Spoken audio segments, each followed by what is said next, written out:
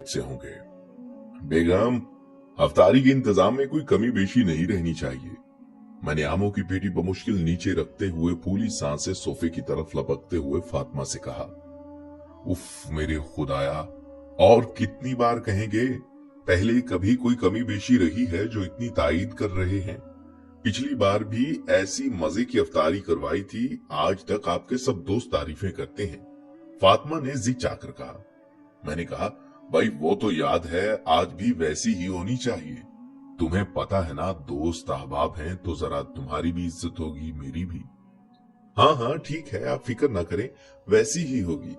फातिमा ने मुझे देखे बगैर रूफदा की बोतल दूध में उंडेलते हुए कहा, और साथ ही कहा कि चिकन बिरयानी, मटन कढ़ाई, बीफ शवारमा, कबाब, जर्दा, निहारी, पकोड़े, समोसे, मिल्क शेक, ये सब तैयार हो चुके हैं। खजूरें भी मंगवा ली हैं, बस फ्रूट काटने वाला है। आप जरा मेरी मदद करें ना, टाइम थोड़ा रहता है। खैर, मैंने छुरी ली और फातिमा की मुखालिफ समत बैठकर फ्रूट काटना शुरू कर दिया। कुछ ही देर में अफ्तारी का इंतजाम मुकम्मल हुआ और साथ ही हमने सेहन में सजे डाइनिंग्स पर लगा दी। दोस्तों और रिश्तेदारों की आमद का सिलसिला भी शुरू हो गया। अफ्तारी के टाइम तक सब पहुंच चुके थे। अफ्तारी का वक्त होते ही सबने अफ्तारी की और खुशगपियां करते खाना खा रहे थे। अरे नवीद यार, थोड़ा ही खाना, ऐसा ना हो कि तुम्हें यहाँ से उठाकर ले जाना पड़े। अफजाल ने नवीद से मजाक करते हुए कहा, जिस पर सब हंस पड़े और हंसी मजाक के साथ साथ सब लजीज खानों की लज्जत से लुत्फानंदोज हो रहे थे। सब खाने से फारिग होकर जज़ाकल्लाह, बहुत मजा आया कहते हुए निकल रहे थे। मैं हाथ धोने के लिए बेसन पर गया।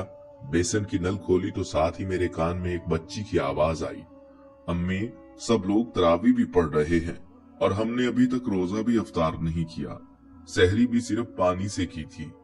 मेरी आंखों के आगे अंधेरा छा गया।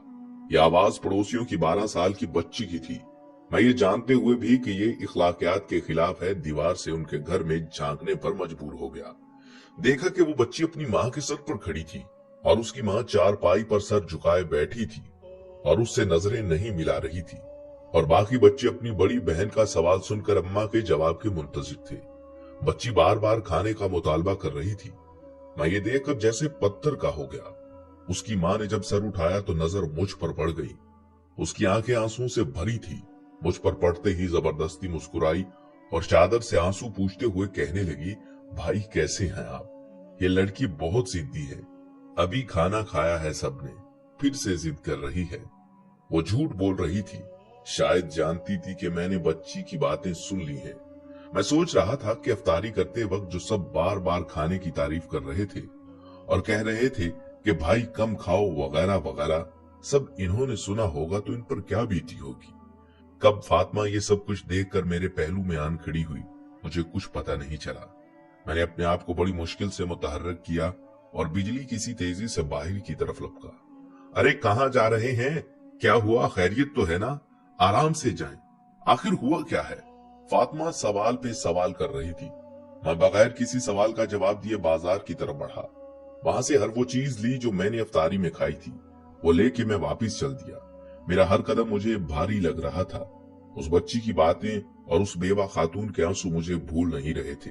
खैर, मैंने आधे घंटे का सफर 10 मिनट में तय किया और आकर दरवाजे पर दस्तक दी तो उसी बच्ची ने दरवाजा खोला। मुझ पर नजर पड़ते ही उसकी आबदीदा आंखें खुशी से चमक उठी। वो वापस दौड़ी और शोर मचाने लगी कि देखो जावेद अंकल क्या लाए हैं, देखो जावेद अंकल क्या लाए हैं। सब बच्चे मेरी तरफ लपके और मैंने सारा सामान एक तरफ रख के सबको बारी बारी सीने से लगाया और पेशानियों पर बोसे दिए। उनकी माँ ये सब देखकर बिलक बिलक कर रोने लगी, जैसे इंसान का जब्त टूटा हो। मैं भी अपने आंसू न रोक पाया। बच्चों का शोर सुनकर फातिमा भी दीवार पर आ गई।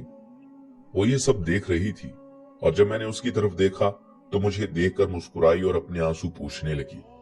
मैंने सामान खोला, बच्चों के साथ बैठकर उनको खाना खिलाया। हर लुकमे के साथ बच्चे मुस्कुराकर शुक्रगुजार नजरों से मेरी तरफ देखते। बच्चों ने जी भर के खाना खाया। जब खाना खा चुके तो मैंने कहा, आप लोग आराम करो और अम्मी से भी कहो खाना खा लें, मैं थोड़ी देर में आता हूँ। बच्चों ने कहा, ठीक है अंकल। मैं वहां से चला गया और मार्केट से आकर महीने भर का राशन लिया और दोबारा उनके घर आया। सारे बच्चे सो चुके थे और उनकी माँ जाग रही थी।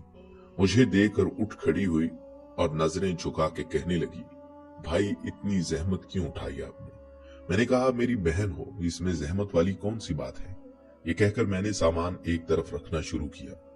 जब सामान रख चुका तो मैंने सोए हुए बच्चों की तरफ एक निगाह देखा तो जैसे सुकून आ गया। मैंने कहा ठीक है बहना, चलता हूं। ये कहते ही मैं बाहर की तरफ चल दिया। निकलते हुए उस खातून की भरी आवाज से मैंने सुना कि भाई खुदा आपको किसी का मोहताज ना करे। उसकी दुआ सुनकर मुझे लगा जैसे मैंने दुनिया आखिरत की दौलत पा ली। मेरे पूरे जिस्म एक सर्द लहर दौड़ गई। मैं बाहर निकला तो उसने दरवाजा बंद कर लिया। उसके बाद हर रोज उस घर से बच्चों के हंसने की आवाजें आती, जिन्हें सुनकर मेरी रूह को सुकून मिलता। इतना सुकून मैंने अपनी पूरी जिंदगी में पहली बार देखा था।